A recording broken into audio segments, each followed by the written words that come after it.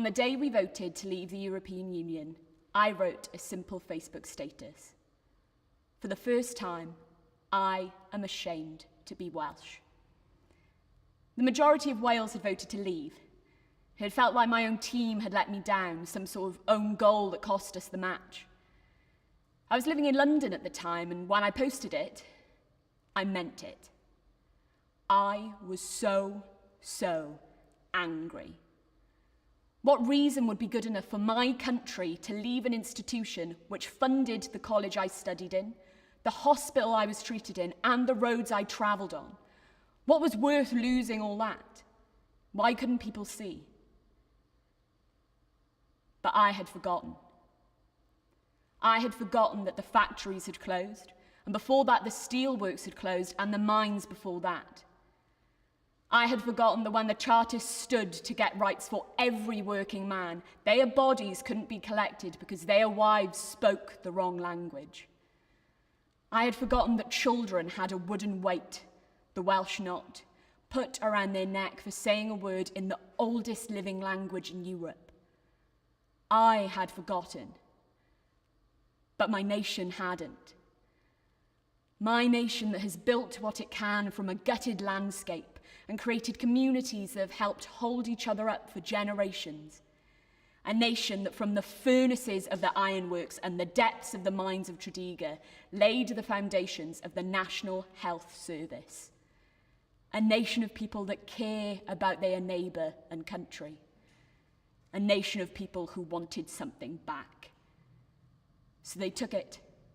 They made a decision made by the so-called ill-informed, misguided people who stupidly believed a campaign of lies. But it wasn't just a snap decision made by a state of joblessness and helplessness. It wasn't just a snap of anger towards those who have moved to our country for work. It was a decision that had a backbone of historic inequality, of the persecution of one group of people by another, of the way that for generations England has seemed to seep the wealth out of Wales without giving much in return. And in the wake of that decision, instead of trying to address these issues, we have turned to anger. Because to address these issues is to understand them. And to understand them, we must look back. We must look and accept what we see. What merit does living in the now and looking to the future have if we are starting out on uneven footing? If we cannot talk to each other knowing the full weight of the words we use? After the referendum anger burnt out, we were left with something worse. Hopelessness. With a no-deal Brexit on the horizon and a government that doesn't seem set on keeping their promises, we must be better. We can equip ourselves with a mutual understanding and respect. We can still agree to disagree, but I know that I would feel a lot less helpless if I knew how we got here. Because here is a country heading for isolation, not just from the rest of the world, but between city and countryside, young and old, us and them. So we need to talk. We need to remember. We need to understand each other.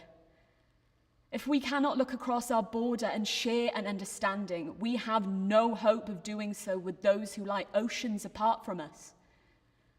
Right now, all of our voices are raised. We know what we believe and we are proud. But our voices overlap. Unable to tell offence from opinion or anger from reason. We are all rising up. But it's not the revolution we wanted.